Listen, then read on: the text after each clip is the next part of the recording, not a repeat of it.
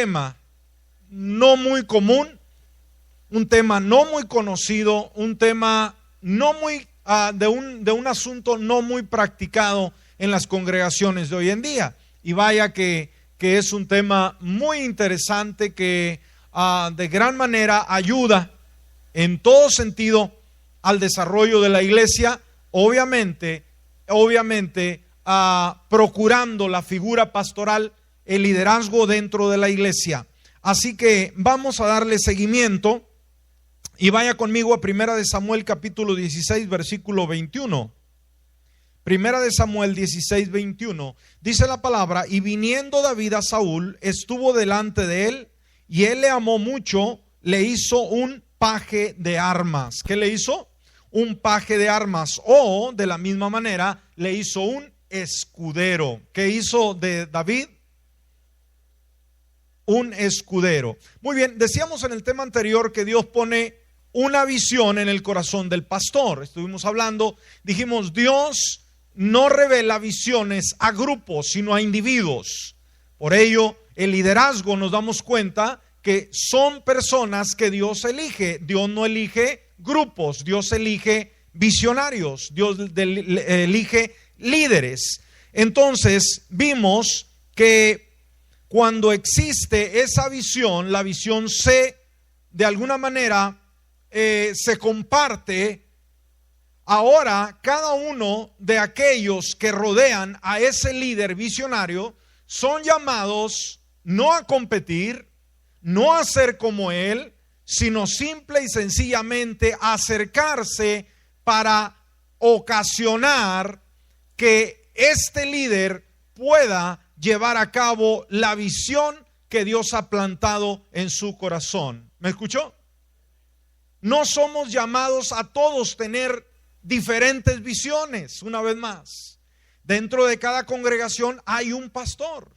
No puede haber dos pastores, no puede haber tres pastores. Obviamente cuando la iglesia crece, obviamente tiene que haber un pastor principal y tiene que haber pastores asociados, pero no puede haber tres pastores principales o dos pastores principales. Un cuerpo, hermanos, con dos cabezas es simplemente un fenómeno. ¿Me entiende? Entonces dijimos, cuando Dios planta esa visión en el corazón de un hombre, de una mujer, y Dios nos llama a través de su ministerio, debemos de entender una vez más que me voy a acercar no a estar a la par de esa persona, sino que me voy a acercar para hacerle de utilidad, para que él cumpla la labor que Dios le ha encomendado. Amén. Lamentablemente en nuestro mundo hay tanta competencia, y en nuestro pueblo muchas veces no queremos que alguien encumbre, no queremos que alguien sobresalga, no queremos promover a los demás, queremos promovernos a nosotros mismos. Es un problema de ego y un problema cultural. Entonces debemos de entender cuál es nuestra función.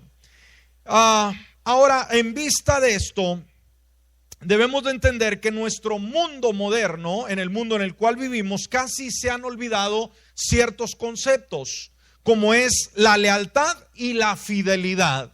Hoy en día hay una carencia tremenda de fidelidad, dijimos, y lealtad. ¿Ha pensado usted en estas dos palabras? ¿Cuáles son?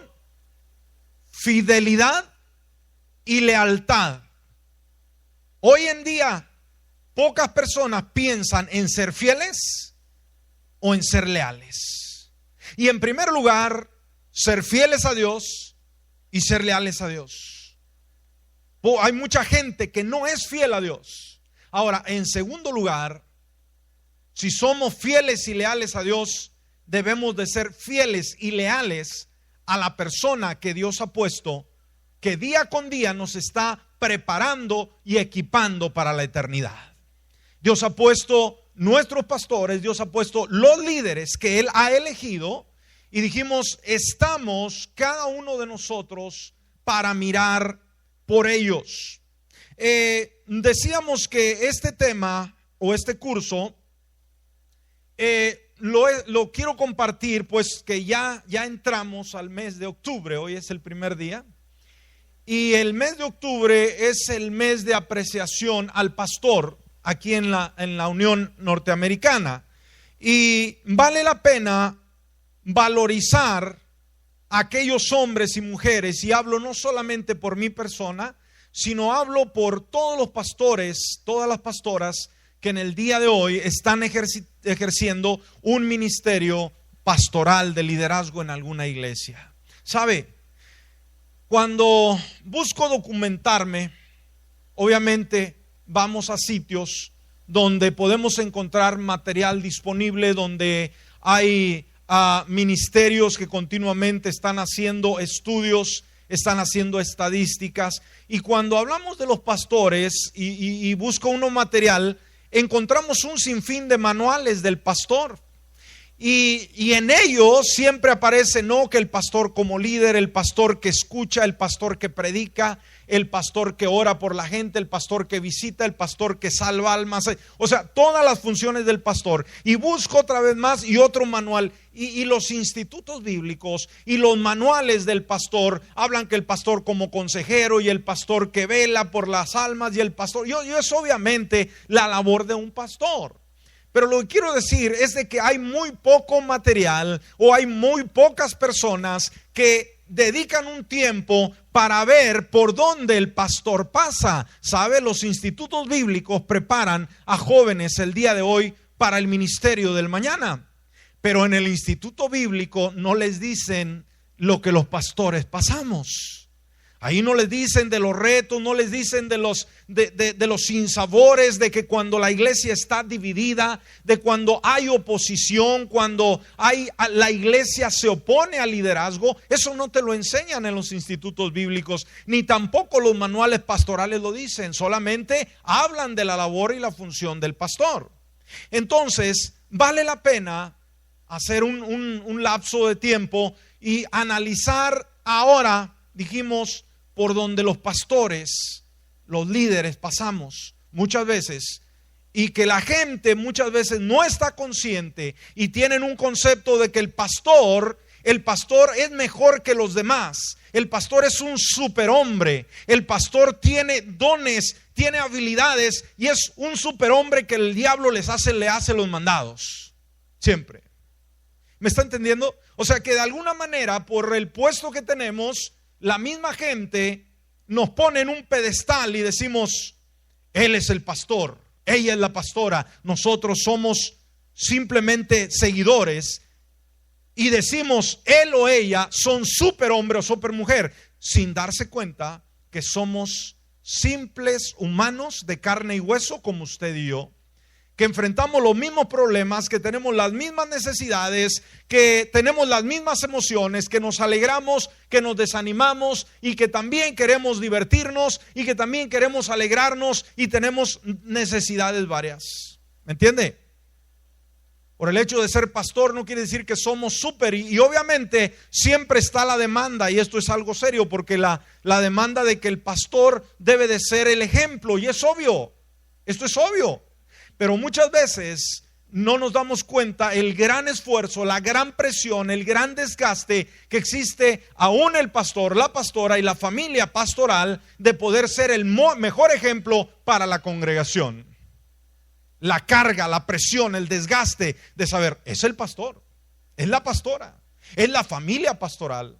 Entonces siempre el ojo o el cañón está enfocado sobre el pastor. Diga una palabra, diga un comentario que no va, ¿para qué quiere? Nos crucifican inmediatamente. ¿Me está entendiendo? Entonces, estos temas nos llevan a considerar un poco la posición del pastor, del líder, y ver qué función también tiene usted dentro de la iglesia.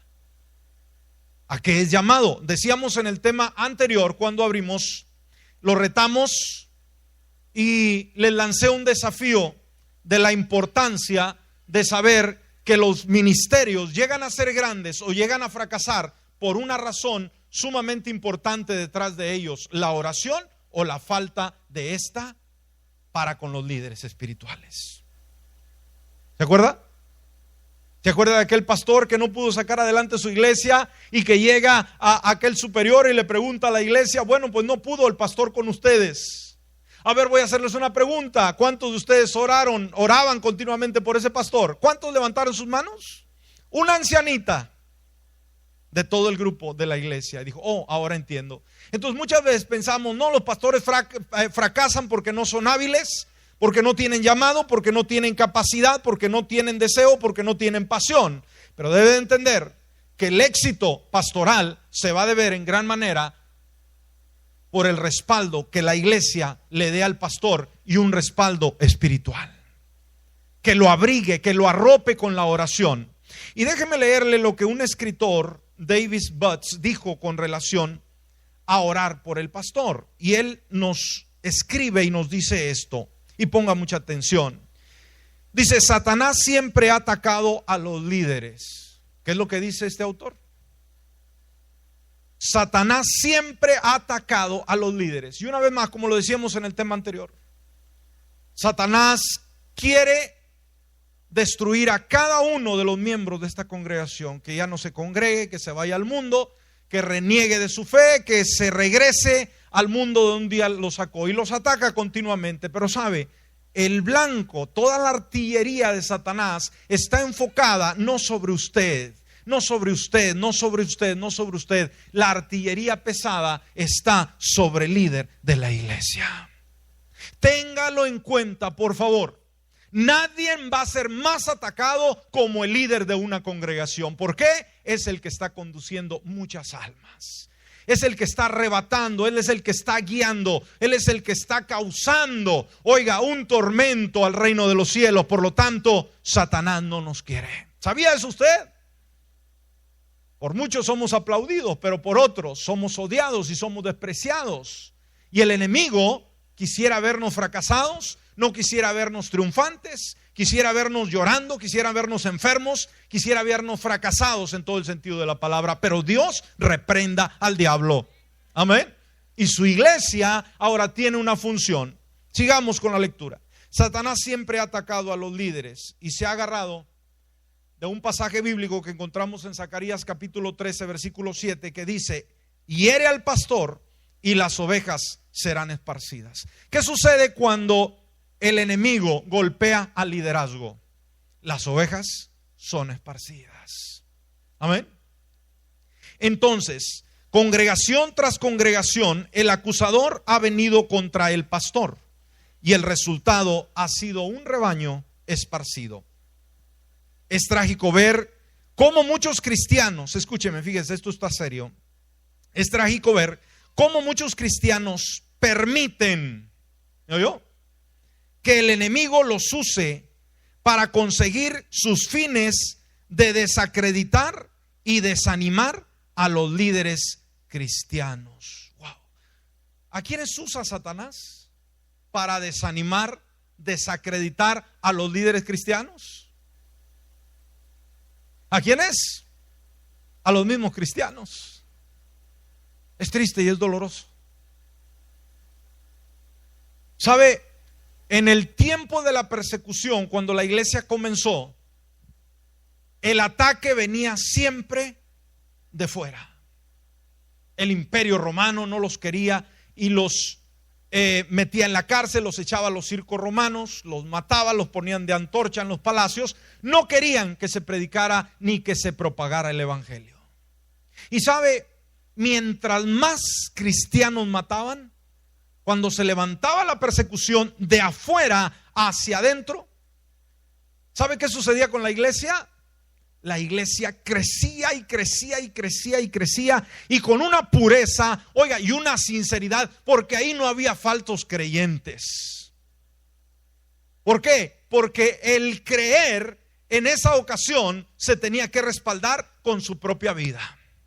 Ser creyente, hermanos, era señal de que en cualquier momento podía caer el gobierno, los soldados romanos, y matarlo en cualquier instante. Así que el que quería andar nomás así de superficialmente, no había lugar, era solamente para gente decidida. Y sabe, por más que se levantó Satanás, levantando a Nerón, levantando a aquellos emperadores romanos, nunca, escúcheme, pudo destruir ni causar tanto daño a la iglesia del Señor. Pero después de un tiempo él cambió la estrategia. Dijo, esto no me funciona, no está trabajando, voy a tener que planear algo diferente. ¿Y sabe qué hizo? Dijo, ahora voy a planear el golpe mortal, no de afuera hacia adentro, sino de adentro hacia afuera. Y eso es lo más doloroso, y esto le ha funcionado a Satanás. En el día de hoy no esperamos persecución de fuera. Las iglesias no se dividen porque el gobierno lo ha querido. Las iglesias no se cierran porque allá afuera el enemigo lo ha querido. Es porque el diablo ha usado personas de adentro de la iglesia que se levantan en rebeldía, que ponen presión, que levantan la iglesia en contra del pastor. Las iglesias se dividen, los problemas se hacen grandes dentro de la iglesia, no de afuera hacia adentro, sino de adentro hacia afuera. ¿Me está escuchando?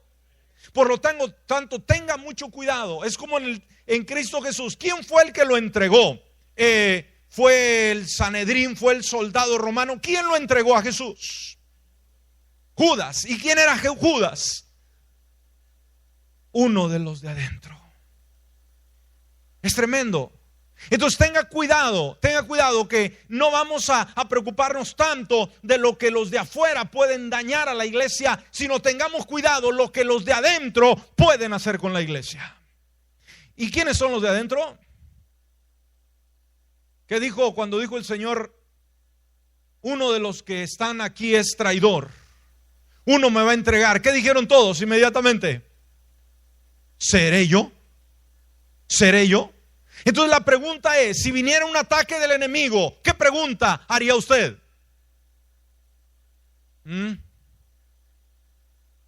Satanás no va a usar gente de fuera, dijimos. ¿De dónde va a usar? ¿Cuál sería la pregunta? ¿Seré yo? Y tómelo muy en serio. Tómelo muy en serio. El ataque nunca viene de fuera, el ataque viene de adentro. Memorícelo, grábelo, apúntelo, márqueselo en un brazo donde quiera. ¿Seré yo? Bueno, entonces dijimos, los ataques con frecuencia se centran en los pastores, pero no se limita solo a ellos.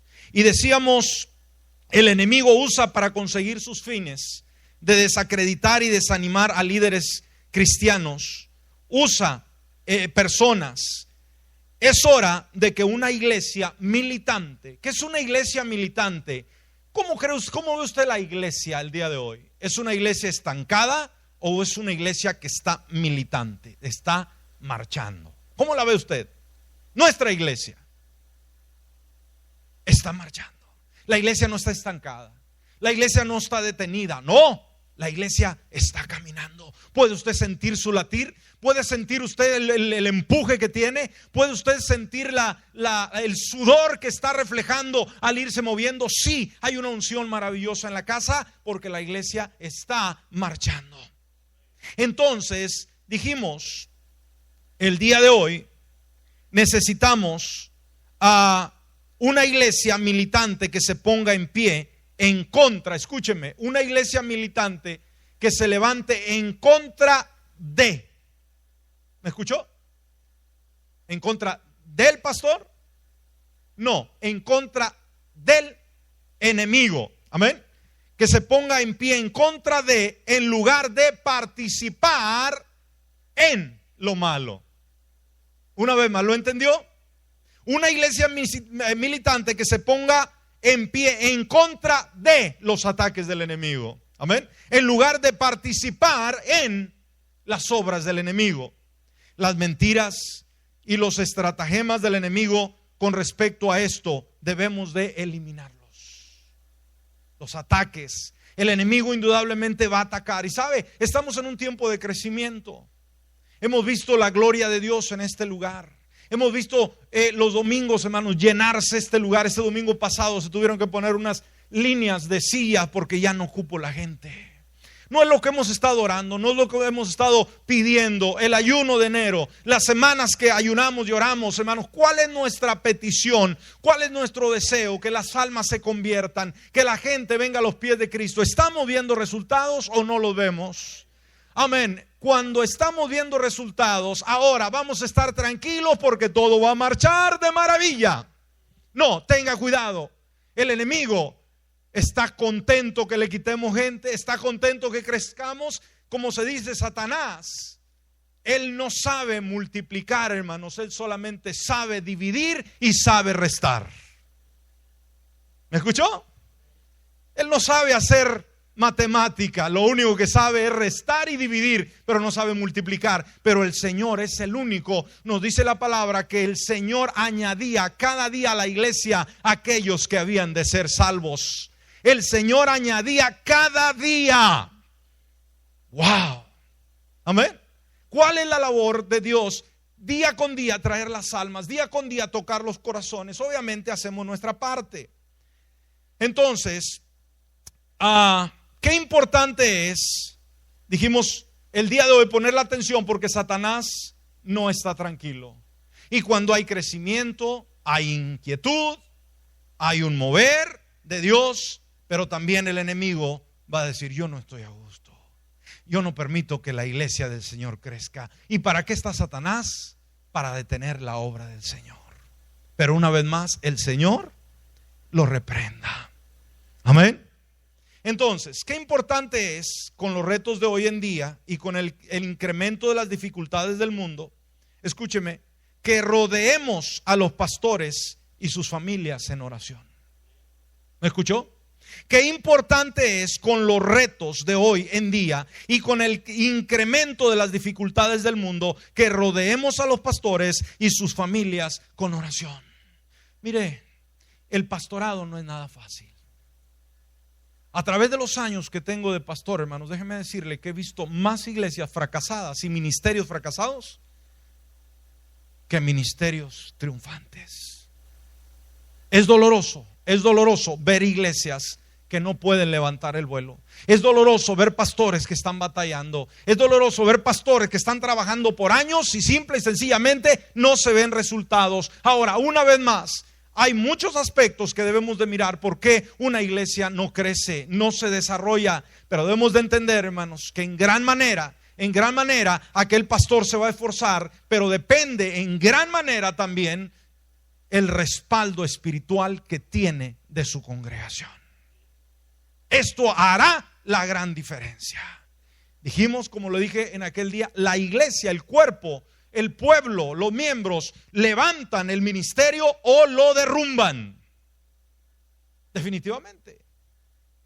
Entonces es más fácil ver iglesias fracasadas y ministerios apagados que ver iglesias crecientes. Hoy en día podemos ver en televisión las mega iglesias y nos quedamos asombrados. Usted va a Enlace, usted va a TVN, donde quiera que usted vaya. Oiga, ahí no le enseñan una iglesita de 40, 50 miembros. ¿Se ha dado cuenta? Pero ¿sabe qué? Algo que se nos olvida y algo que debemos de tener cuidado con ello es que, por ejemplo, la estadística aquí en los Estados Unidos nos dice que las mega iglesias solamente son un 3% de la población de iglesias aquí en los Estados Unidos.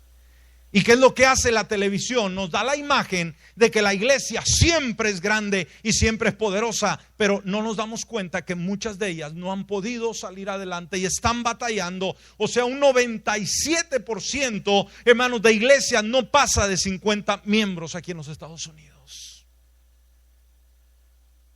Ahora, ¿dónde queremos estar en la estadística? ¿Sabe?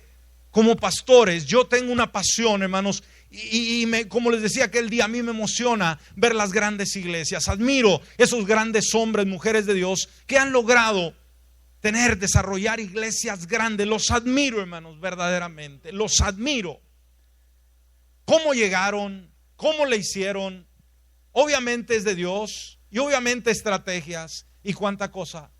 Pero no podemos compararnos con ellos. El asunto es que quizás no vamos a tener una iglesia de 50,000 miembros, pero sí debemos de tener la iglesia que Dios nos ha confiado hermanos, del tamaño que Él quiera. Amén. Pero no vamos, yo por ejemplo, perdóneme, yo no me veo, hermanos, en una iglesia de unos 20, 30 miembros. Y no es orgullo. No me veo yo en una iglesia con 20, 30 miembros, porque yo creo que creemos en un Dios todopoderoso que tiene poder para cambiar los corazones, para salvar las almas, y a mí no me pueden detener en un lugarcito con 20 y 30 personas. ¿Me está entendiendo, hermanos?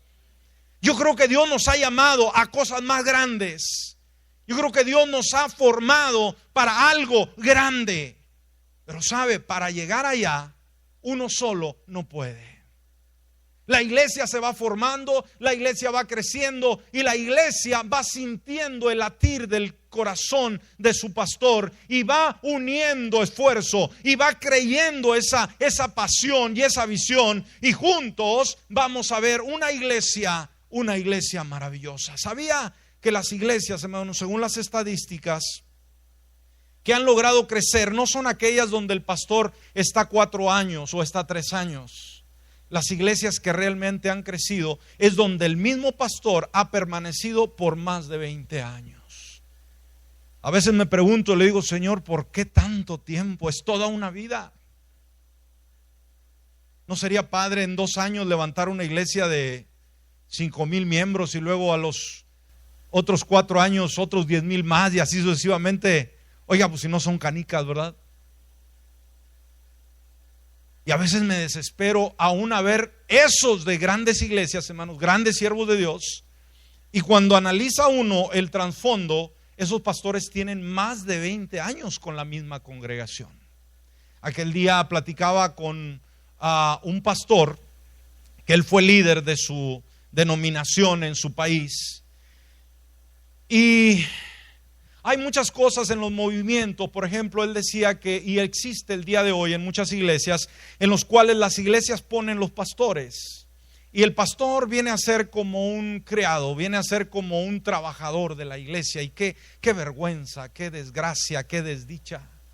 Y decía este hermano, yo recuerdo que llegaban los pastores y 2 años estaban trabajando, echándole ganas, la iglesia lo empezaba a conocer. Ellos no fundaron la iglesia, obviamente. El pastor se mudó, el pastor se murió, el pastor fracasó y enviaron a un nuevo pastor. Entonces viene por 2 años de prueba. A los 2 años juntan a todos los miembros de la congregación.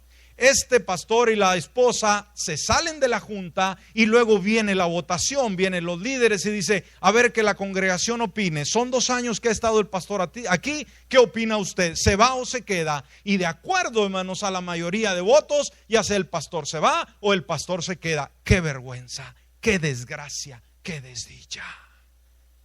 Que la congregación sea la que pone los pastores. Ahora, si aguantaban 4 años, a los 4 años ya estaban temblando otra vez los pastores y decían, ya viene la votación, ¿qué harán? Ahora, ¿cómo lograr quedarse? ¿Cómo cree usted que podrían quedarse? Cayéndole bien a la gente. Entonces, ¿cómo podemos caerle bien a la gente? Oiga, sobándole el lomo. Amén.